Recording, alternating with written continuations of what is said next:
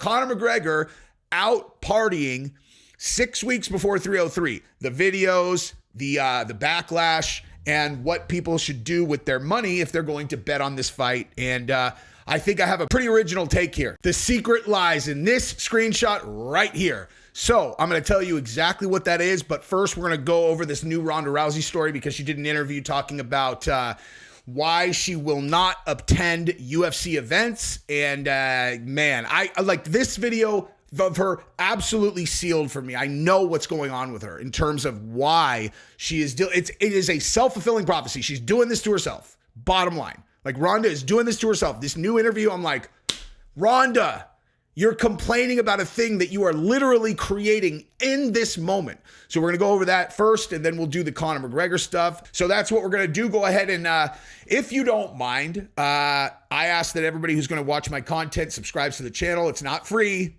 It just doesn't cost any money. You just have to subscribe one time, and it's on a gentleman's agreement. I appreciate you. You guys are good people, dude, right? If we handshake on it, you'll either just turn off the video or you subscribe if you're unsubscribed. Don't be the guy who takes the candy and doesn't leave the quarter. That's what a scumbag would do, and you're not a scumbag. You are a stand-up, awesome person like me. I was going to say dude, but, I do see there's like 6% of my viewers are girls now, so. Now, we also got this story about Ronda Rousey and why she doesn't attend UFC events. I have not seen this. I read an article that quoted her on this, but I have not seen her actual interview. So we're also going to do this. We're going to look at this real quick, and then I will comment on it because I have a feeling that this is going to be crazy town because I think she says that the fans hate her or she hates the fans or whatever. Let's see. Rousey reveals why she doesn't attend UFC events. In a recent interview with Jake Humphrey and Damian Hughes on the High Performance Podcast, Rousey claims she has been vilified by the mixed martial arts media. She cited their less than welcome nature as the reason she has not attended a UFC event since her final appearance in the promotion back in 2016. Oh my God. You can watch the full interview on the High Performance YouTube channel. We've dropped the link in the video description below. What were they saying then? Nothing, that I, was a fraud and I was hype and I was exposed and I was never anything and just lucky and all of these things. And that I wasn't. Anyone who said that is an idiot. Okay. If they said she's a fraud, they're idiots. That's just fundamentally not accurate. Now, does that mean that she does not deserve some of the criticism that she is giving or is getting and some that she is going to get from me right now? Because some of it she deserves. It's just, her being a fraud in the cage is just not one of the pieces of criticism that is even moderately decently placed. Gracious or a good loser or, every other thing that I,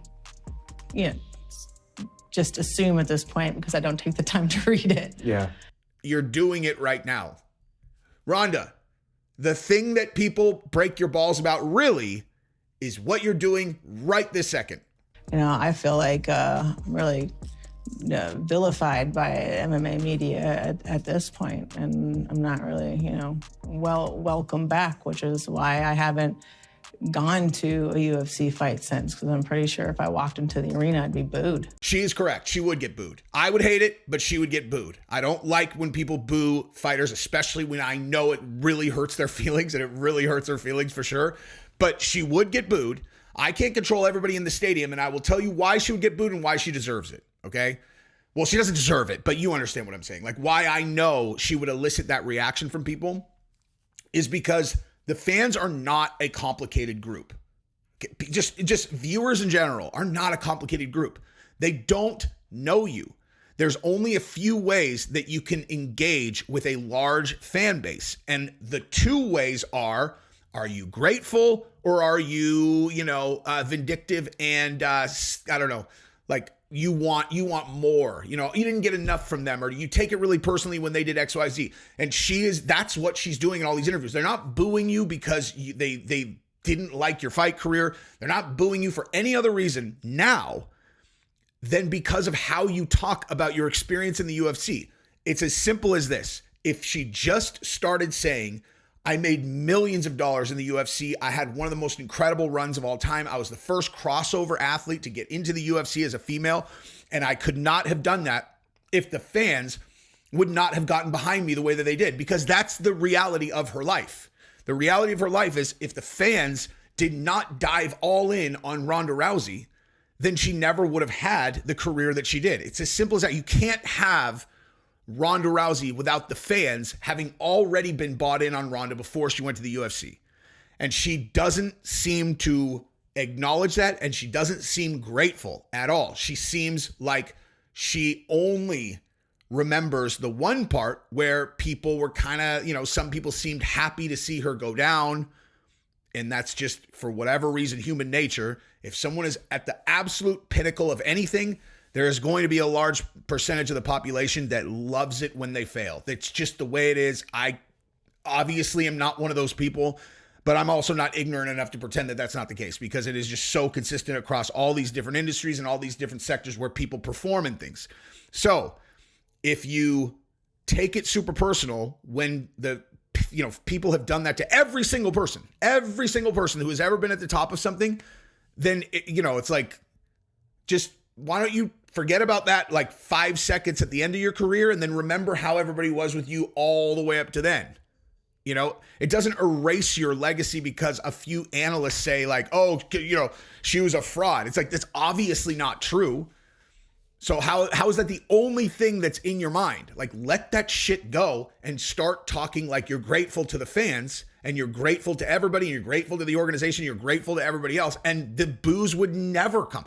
That's it. All you have to do is just put out positive energy and positive energy will come back. It's that simple. I really try to live by that. I'm telling you, I do not like how I feel when I talk negatively about people. Even Logan, I don't like it. I can't help it because of just certain things that I think are so important. And then like when he violates, I end up talking about him, related to like how he treats his brother and stuff like that. But every time afterwards, I feel dirty. Like I feel dirty afterwards. I like speaking positively about people. If she just started speaking from a position of gratitude, this would stop instantly. She could go into the stadium and everyone would go bananas. She could turn it around like that. These people do not actually know you, Ronda. They don't know you. They know a caricature of you. And the part of you that you are showing them is this vindictive, I'm a victim thing. Let that shit go. You're not a fraud. You were a superstar. You armbarred 100% of your first however many. Everyone knew what you were going to do and they couldn't stop it. You were that good. Who cares if dimwits say you were a fraud? We don't need to sit here and everybody pretend like you could have beat Floyd Mayweather as a boxer. Like, obviously your striking was not as good as Amanda Nunes's. Who cares? Was she good? Like, how does that go in a judo match? You're better than her at judo. She punched your face before you were able to judo her. It's not the end of the fucking world. Holly Holm, same story. Start being grateful and everyone will stop booing. Now let's see if this gets any more crazy. No. Yeah. Yeah. That's how it feels. She's right. But Do you understand that? I live it.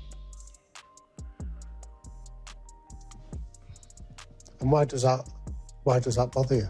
Why? I guess I wish it didn't. But this is what I'm saying. This is why it's cruel if people actually booed her. Because, everybody's a flawed individual. And one of her flaws is this. Like, she takes this shit so personal. But, I gave them everything I had and it wasn't enough. But I hate that's that. why a lot of people don't give everything that they have because they don't want to face if it wasn't enough. But I really... Oh my God. Ronda, no one likes the woe is me thing, dude. No one likes the woe is me thing. What do you mean it's not enough? Because someone was critical of your striking? Come on, dude. Come on. You're objectively the most important female combat sports athlete of all time. Anybody who argues that is dumb. This woe is me thing is just going to create people that want to boo you. Who do you think would respond well to this? Like, seriously, think about it. Like, who watches this and is like, you know what? I was wrong about that, Ronda. That's not how people's brains work. That's just not how it works. If you say, I am so grateful for the life that I had and I owed it to these guys, thank you guys. I mean, I try to say that as much as possible. I'll tell you right now, thank you to all you guys who watch my channel. I am living my absolute best life. I could have never done it without you guys. I try to remember to say that at least once a month, and it's true. Really. And I'm not saying it because I don't want you to boo me. Like, that's just true. That's how I feel. Ronda needs to go, like, talk to somebody. I said, like, no therapy. I take it back, dude. Ronda, therapy. Get, like, this shouldn't be a huge, like, mental shift. You know what I mean? I realized it was enough for me, but not for people on the outside. But it really wasn't for them. And I think I said enough about that. Let's just move on to the Conor McGregor story, because as Ronda should start speaking positively about the fans and everything will change, Conor should not be partying 6 weeks before his comeback fight, in which if he loses, his career is essentially never going to recover, most likely, right? I mean, from right this moment, we all know that if Conor comes out and has a fantastic performance against Michael Chandler, he'll fight for a title. Okay, he will fight for a title. We all know that, right? Whether it's BMF or it's whatever. I mean, I know they're doing the Ilya and Max thing, but I don't know, man. I have a feeling you're not going to get an official announcement on that until Chandler and Conor are done. I could be wrong, but my guess is that. Plus, if Dustin wins the title, he'll probably do a defense against Conor. If Islam wins the title or retains the title, he'll probably do a defense against Conor if he wins by knockout. But if he loses, then what? Right? Then what? His life's on the line. So when you see footage like this of him out partying, you got to ask yourself, what on earth is he doing? And I have a theory about exactly what he's doing. And I'm going to tell you what that is after we watch this and we look at people's responses. Well, actually, I'll probably tell you throughout it. But let's take a look and discuss. Conor McGregor parties in Dublin 6 weeks before UFC 303. McGregor and his fiancée Dee Devlin were spotted partying it up in the club 5 weeks out before his return against Michael Chandler, set for June 29th.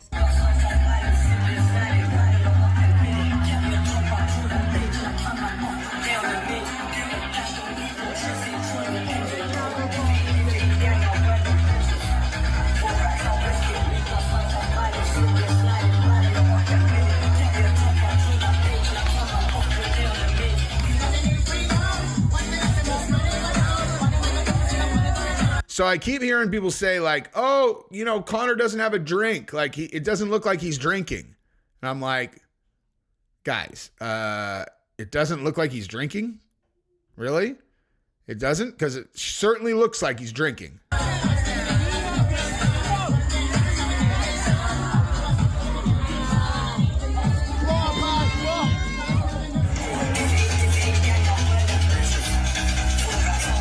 Except no drink in his hand. Keep that in mind. No drink in his hand. Okay. Looks like he's drinking. No drink in his hand. Let's continue.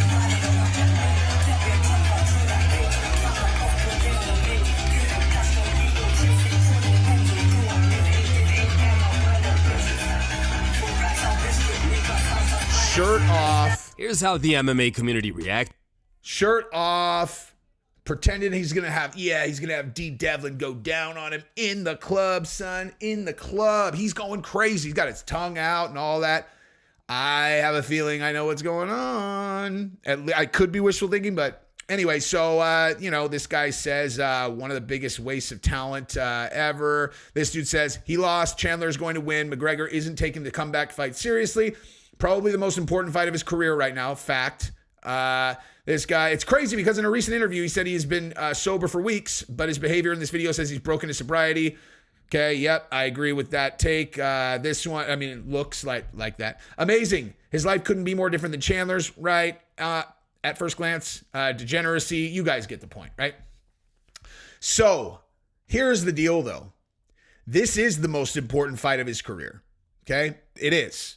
It is absolutely the most, at least if he hopes to have a future career, right? So, who is better at mind games than Conor McGregor? Okay? Who's better at the pre-fight mind games than Conor McGregor? We know he is a ruthless strategist. A ruthless strategist. Okay? I look at this video, okay? If there had only been this one, right? Like this one where someone else took it of him, like they just kind of captured him in the club, then I would be like, wow, he's out partying like that, really? But here's the thing, dude. He has his phone out in that video right there where he's going crazy, right? Look at that. See? He has his own phone out right there, which means he was planning to put this out. He's planning to put this out. Do you think it's more likely that Conor is out raging like this 5 weeks out, 6 weeks out, or do you think he went out specifically to film himself looking like he's raging 6 weeks out to shake up Michael Chandler's like brain, thinking Conor's not even taking this seriously because Ryan Garcia just did this. And whether Ryan Garcia was partying or not, the thought process and all that of how Devin Haney went into this fight against Ryan Garcia, it is a fact that he went in not prepared to fight Ryan Garcia because he said he's like, I don't even know if he's taking this seriously, man. I honestly don't know if he's taking this seriously. Now, it turned into a circus afterwards with the Austrian and all that stuff. But the night of the fight, there's two men in the ring. One of them was there to bang at his absolute best that night, and the other one was unprepared. Bottom line. Now, do I think it's likely that Chandler would go in there unprepared? No, I don't. But there's a big difference between being physically prepared and in peak condition mentally. There is no way that if Chandler believes that Conor is out partying like this, if he really believes it, he won't be as sharp as he would if he believed that Conor had been in a cave doing nothing but training. It might be the matter of 1%, but it's there. So again, if Conor got captured filming by someone else, then I would be like, oh man, but he's filming it himself. And so my point is the really wild stuff where he's getting super wild. And this other video is probably someone else too. Someone that's with him. If this is him intentionally doing this to mess with Chandler's head, mess with everybody's head, make everybody think he's not being serious. Because it almost, to me, he's not drinking. It appears like he's intentionally trying to look as wild as possible. Like he knows, you think Conor's one of the smartest dudes on earth. You think he doesn't know what people think about him? You think he doesn't know that people are going to be looking at a piece of footage when he's 6 weeks out partying like this and going, what on earth is he doing? Of course he knows. Of course he knows. He filmed it. He is the one filming it. If you're not suspicious of that, then I don't know what to tell you. I don't know for sure, but what I would say is like, if I'm on Chandler's team, I would be like, do not believe this. This footage should be telling you he's taking it insanely seriously, incredible, like serious enough that he's going to go out, obviously I'm sure he had fun, probably sober, and he's videotaping himself like this to fuck with you and to fuck with everybody, because Ryan Garcia just did this routine. If Conor can convince everybody that he's not taking it seriously, that he comes in and he just looks incredible and murks Chandler, it makes the win that much more iconic. So my hypothesis, and again, it could be wishful thinking because obviously I want the best Conor to go in there. I want the best both of them to go in there. My hypothesis is that this is bullshit, that he is intentionally trying to make it look like he's partying and he's not. So that's my take. If anybody was at the Black Forge and can verify it with like photographs or whatever of himself and them, and then can tell me like, nah, dude, he was going hard and here's him taking shots, whatever, I would love to know that information. But yeah, my email is in the description of every single video. So shoot that over if you have that information. I would be very, very interested to know that. But anyway, that's what I got for today. Go ahead and subscribe to the channel. I'm about to do a huge video right this second about Mike Tyson. Maybe you guys have heard, but we got a medical emergency, and I have the most up-to-date info on that. And, by the time you get to this, it'll probably be out. So chat soon. Love you guys.